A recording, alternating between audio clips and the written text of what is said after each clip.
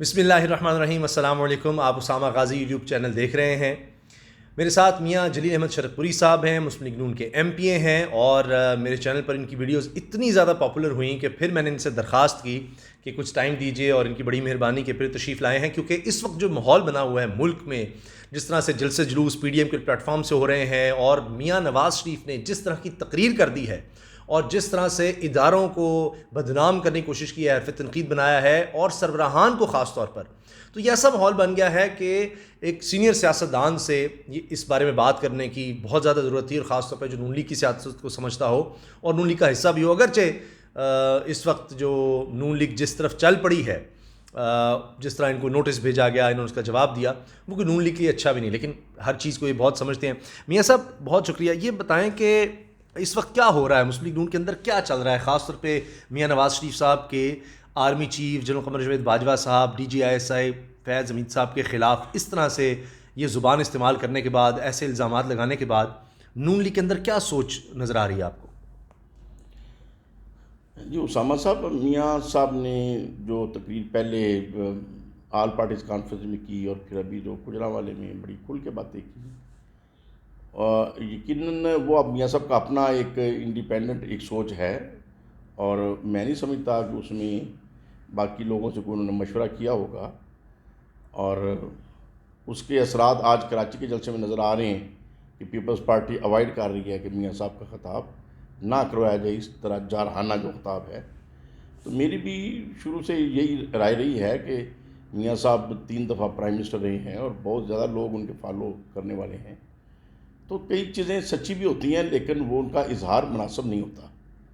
اور میاں صاحب نے جس طریقے سے ابھی جو غصے کی حالت میں باتیں کر رہے ہیں, تو میں تو یہ سمجھتا ہوں کہ وہ مسلم لیگ کے لیے بھی مناسب نہیں ہے اور پاکستان کے لیے بھی مناسب نہیں ہے.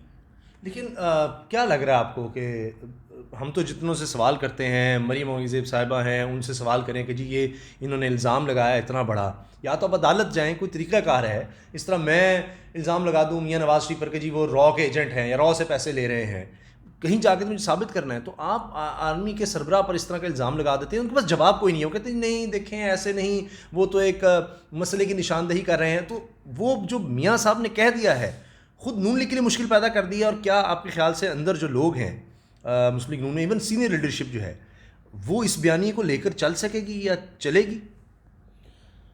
میں یہ سمجھتا ہوں کہ میاں صاحب کا یہ جو بیانیہ ہے یہ شاید مسلم لیگ فیوچر میں لے کے نہ چل سکے, کیونکہ یہ تو مریم صاحبہ نے بھی کہہ دیا تھا کہ میرا اور میاں صاحب کا جو بیانیہ ہے اس کا بوجھ اٹھانا آسان نہیں ہے.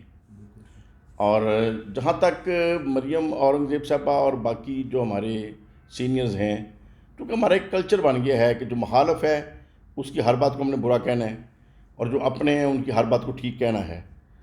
تو بہرحال یہ کلچر جو پروان چڑھ گیا یہ بھی کوئی ٹھیک نہیں ہے. اختلاف رائے کا حق دینا چاہیے, ہر چیزیں ڈائیلاگ ہونی چاہیے, پارٹی کے اندر بھی ہونی چاہیے, پارٹی کے باہر بھی ہونی چاہیے. اور اگر یہ کہا جاتا ہے کہ اختلاف ہے تو پارٹی کے اندر بات کریں, تو ابھی کیا یہ پارٹی کے اندر یہ مشاورت کر کے یہ چیزیں کی گئی؟ مشاورت تو نہیں ہوئی. دوسرے نمبر پہ قومی اسمبلی ہے, ہمیں اگر حکومت کی کسی چیز سے اختلاف ہے تو ہم باہر بھی بات کرتے ہیں, قومی اسمبلی کے اندر بھی بات کرتے ہیں. تو پھر گورنمنٹ کہہ سکتی ہے کہ اگر اختلاف رہے تو اخباروں میں مت بات کرو, صرف اسمبلی کے اندر آ کے بات کرو. تو ایسا تو آج ماحول نہیں ہے. آج تو بات آپ کسی کمرے میں کریں وہ باہر چلی جاتی ہے, تو کوئی بھی بات بند کمرے میں تو آج ہو ہی نہیں سکتی. تو بہرحال اب میرے متعلق یہی چیز ایک زیادہ ناپسند کی گئی پارٹی کے اندر کہ میں نے ایک اوپن اپنے بات کیوں کہہ دی. لیکن آپ نے جو بات کہی تھی, اگر اس وقت سنبھل لیا جاتا, اس بات کو سمجھا جاتا کہ اس طرح اداروں کی طرف نہ جائیں, تو شاید آج یہ حالات نہ ہوتے. جی یہی چیز تو خطرہ نظر آ رہا تھا, یہی چیز تو ڈر نظر آ رہا تھا کہ میاں صاحب جس طرح غصے میں جا رہے ہیں وہ چیزیں تھوڑا سا ماحول خراب کریں گی. اور جو چیز دیکھیں, سب سے پہلے ہمارا وطن ہے, بعد میں سیاسی پارٹیاں ہیں. اگر کوئی چیز ہم سمجھتے ہیں کہ ہمارے ملک میں افراتفری مچائے گی اور ملک کا ماحول خراب کرے گی تو ہمیں اس سے اوائڈ کرنا چاہیے. اور سیاسی پارٹی اپنی جو ہے وہ تو ایک کاز تو ملک ہے, اور ہر اپنی سیاسی پارٹی میں اس لیے بیٹھا ہے کہ ہم نے اس ماحول میں مل جل کر وطن کی خدمت کرنی ہے. اچھا ایک چیز بتائیے، آپ تو سچ بولتے ہیں، حالانکہ میں ابھی اس گفتگو سے پہلے، یہ ویڈیو سے پہلے بھی آپ سرچ کر رہا تھا کہ میرا خیال ہے کہ آپ نے بہت بہت زیادہ دلیری والا فیصلہ کر لیا ہے جو آپ کر رہے ہیں. بڑا مشکل ہوتا ہے اس طرح سے چلنا، خاص طور پہ نون لیگ میں. اور بہرحال، لیکن آپ کیا سمجھتے ہیں کہ آپ لوگوں سے ملتے بھی ہیں، آپ کا تو چلیں لوگوں میں بہت زیادہ ایک عقیدت اور احترام ہے، آپ سے شاید اس طرح کے سوال نہ ہوں، لیکن کیا نون لیگ کے دوسرے لوگوں سے یہ سوال ہوگا، یا لوگ کہیں گے جی زبردست میاں صاحب نے جناب ادارے کے خلاف یا آرمی کے خلاف جو بات کر دی ہے نا، ہم تو آپ کے ساتھ ہیں؟ یا دوسری طرح سوال ہوگا کہ جی آپ یہ کیا کر رہے ہیں، ہم تو آپ کو اس طرح ووٹ نہیں دیں گے؟ کیا صورتحال ہوگی آپ کے خیال سے جب الیکشن ہوں گے، یا ابھی بھی MNAs MPAs آخر حلقوں میں جائیں گے؟ ابھی تو آپ کارکنوں کو اکٹھا کر رہے ہیں، لیکن کارکن اور چیز ہے اور ووٹر اور چیز ہے. تو کیا ووٹر جو ہے اس پر کہ جی میاں صاحب بڑا زبردست کر رہے ہیں، سارے جو مسائل ہیں ان کی جڑ آپ نے سمجھ لی ہے، ہم آپ کے ساتھ ہیں، ایسا ہوگا یا الٹا پڑ جائے گا یہ سارا معاملہ؟ نہیں دیکھیں، اصل میں ووٹر اور کارکن کی جو ہماری اوور آل سائیکی ہے وہ تھوڑی ڈیفرنٹ ہے. جو کارکن ساتھ ہیں وہ تقریباً ساتھ ہی رہتے ہیں، بھلا وہ کسی چیز کو ناپسند بھی کریں لیکن ساتھ نہیں چھوڑتے، ایک تعلق رہتا ہے. مطلب جیسے میں اپنی بات کر سکتا ہوں کہ ٹھیک ہے مجھے ایک اختلاف رائے اگر ہوا، لیکن میں یہ تو نہیں کہہ سکتا کہ میں اپنی پارٹی میں نہیں ہوں، اور میں سمجھتا ہوں میں اپنی پارٹی میں ہوں، اور میں جو بات کہہ رہا ہوں وہ پارٹی کے فائدے کے لیے کہہ رہا ہوں. تو لیکن عام طور پہ ورکر کا بھی یہی ہوتا ہے کہ وہ بات تو کر لیتے ہیں لیکن ساتھ نہیں چھوڑتے. ساتھ چھوڑنے کی کوئی مسائل کچھ اور ہو جاتے ہیں کہ جب کسی کا وہاں کوئی رسپیکٹ نہ رہے، یا اس کا کوئی اس کو دیکھنے والا کوئی نہ ہو. تو ووٹر جو ہے وہ تو زیادہ تر جو شہری ووٹر ہے وہ تو ایک بیانیے کے اوپر جاتا ہے، اور دیہاتی ووٹر جو ہے وہ ریلیشن شپ پہ جاتا ہے کہ جس طریقے سے ریلیشن شپ ہے اس کی برادری کا، اس کے ریلیشن کا، بھلا وہ کوئی چور ڈاکو بھی ہے، پتہ بھی ہو جو چوریاں ڈکیتیاں کرتا ہے، پھر بھی کہتے ہیں کیا کریں ہماری برادری کا ہے. تو یہ ایک سٹائل ہے، یہ ایک سٹائل ہے. ٹھیک ہے. تو ووٹ پہ بینک پر کوئی فرق نہیں پڑے گا اس طرح اداروں کے خلاف بات کرنے سے نون لیگ کے؟ نہیں دیکھیں، ووٹ جو نون لیگ کا ہے وہ تو نون لیگ کے ساتھ ہے، اور اداروں کے ساتھ جو ٹکراؤ ہے میں سمجھتا ہوں وہ ملک میں افراتفری مچائے گا. اگر پارٹی ورکر میں سمجھوں چھوڑ دے گا تو پھر تو ٹکراؤ نہیں ہوگا. ٹکراؤ تو تبھی ہوگا کہ پارٹی ورکر نہیں چھوڑے گا، پارٹی ورکر پارٹی کے ساتھ رہے گا. تو ایک طرف پارٹی کی طاقت ہے جو سچ مچ ہے، اور دوسری طرف اداروں کی طاقت ہے. لیکن میاں صاحب جب جیل میں تھے، خواجہ آصف صاحب نے کہا جی ہمیں کہتے ہیں یہ کریں وہ کریں، میاں صاحب سے جیل میں تو ملنے ہی کوئی نہیں، اتنے لوگ آتے تھے، کتنا کوئی احتجاج ہو گیا. تو یہ بھی تو ہے کہ پھر وہ جب اس طرح سے معاملہ ہوتا ہے تو نون لیگ کو لگتا ہے وہ ورکر اس طرح موبلائز نہیں ہوتا، تو اب اداروں کے خلاف اس کو آپ کیسے موبلائز کر لیں گے؟ دوسری بات یہ کہ کیا آپ کو یہ نظر آ رہا ہے کہ کچھ لوگ شہباز شریف صاحب پر دباؤ ڈالیں گے کہ جناب کوئی ایسے لوگوں کو اکٹھا کیا جائے کہ اب تو انہوں نے زور لگا لیا؟ میرے اندر کی خبر یہ ہے کہ شہباز شریف صاحب کہتے ہیں جی یہ بھتیجی اور بھائی جو ہے نا میری بات نہیں مان رہے، میں تو معاملات سے فی الحال لگ رہا ہوں، بس ٹھیک ہے جیل میں ہوں تو جیل میں ہی.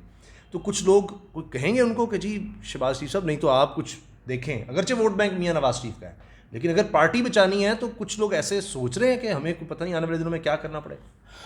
دیکھیں، شہباز شریف صاحب کے بارے میں کچھ توثر یہی سامنے آ رہا ہے کہ انہوں نے اپنی ضمانت شاید اسی لیے واپس لے لی ہے کہ وہ یہ جو صورتحال بنتی نظر آ رہی تھی اس کو فیس نہیں کرنا چاہ رہے تھے، اور انہوں نے مناسب سمجھا کہ میں اپنی ضمانت واپس لے لوں.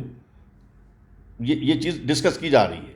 تو بہرحال میاں شہباز شریف صاحب اور حمزہ صاحب کا ایٹیچیوڈ ایسا نہیں دیکھا کہ اس طریقے سے وہ کھل کر ایسا بیانیاں دیں. مریم صاحبہ کا اور میاں صاحب کا یہ سٹائل کسی وجہ سے بنتا جا رہا ہے، اور میں سمجھتا ہوں یہ پارٹی کے مفاد میں نہیں ہے.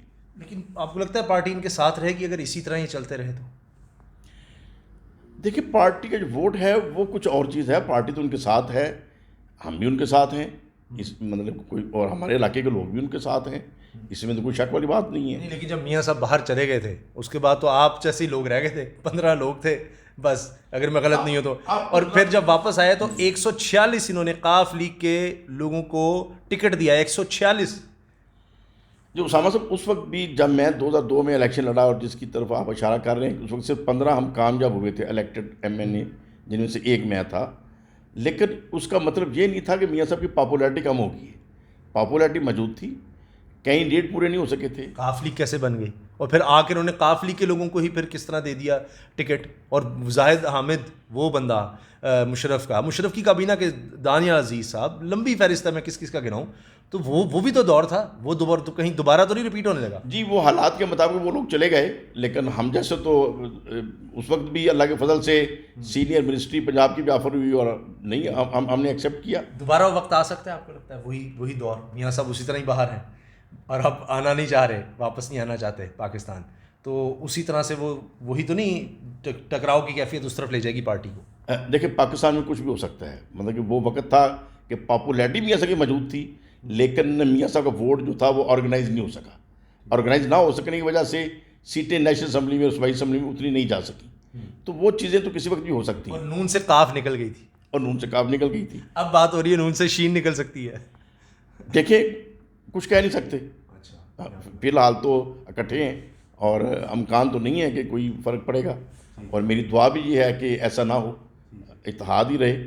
اور بس میاں صاحب سے ریکویسٹ ہے کہ ذرا سخت سٹائل واپس لے لیں اور دھیمے طریقے سے دیکھیں. جو جیلیں ہیں, حضرت امام اعظم بھی جیل میں رہے ہیں, حضرت مجدد الافسانی جیل میں رہے ہیں, اور جتنی تکلیف آل رسول نے اٹھائی ہے میدان کربلا میں تو کسی کو نہیں آنی.